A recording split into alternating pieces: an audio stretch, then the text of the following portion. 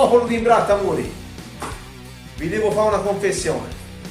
Sono un bischero perché nel video che ho caricato qualche giorno fa un pezzo è stato tagliato per errore e quindi eccomi qui e lo rifaccio nuovo, lo rifaccio da capo.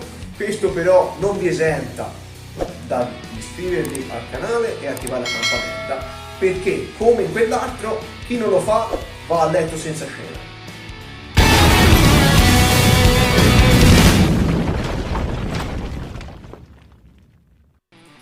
Quindi, qual era la questione? Quando si costruisce un bagno si fa prima il pavimento o il rivestimento?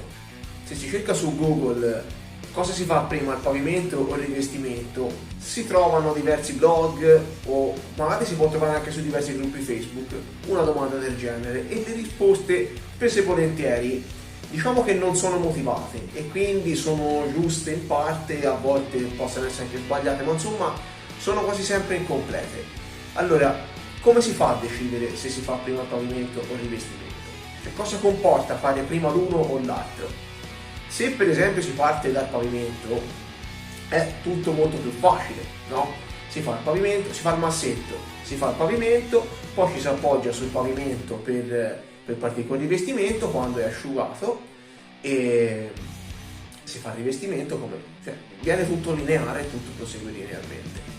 Però cosa comporta? Se si fa prima il pavimento in un bagno si parla di 4-5 metri quadrati, quindi in mezza giornata si fa, a meno che non ci siano situazioni particolari, in mezza giornata è finito il pavimento e dopo la giornata è finita lì e si va il giorno dopo per poter iniziare il rivestimento. E invece se per esempio si fa prima il rivestimento, che succede? È un po' più difficile perché sotto bisogna lasciare lo spazio per far entrare il pavimento, quindi bisogna lasciare lo spazio della mattonella, lo spazio della colla, quindi un 3 mm e un minimo di fuga a seconda di come sono le mattonelle fra il pavimento e il rivestimento. Però che succede? Se magari è un bagno, cioè se è un rivestimento semplice, se è un rivestimento basso, se comunque chi lo fa è particolarmente veloce e bravo a farlo, magari in mezza giornata si riesce a fare il rivestimento e dopo l'altra mezza giornata si fa il pavimento.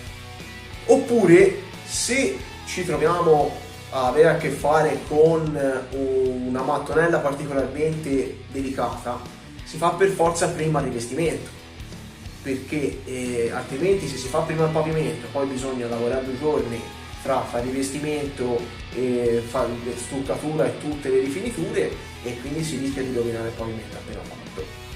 Ricapitolando, cosa si fa prima fra il pavimento e il rivestimento? La risposta è dipende.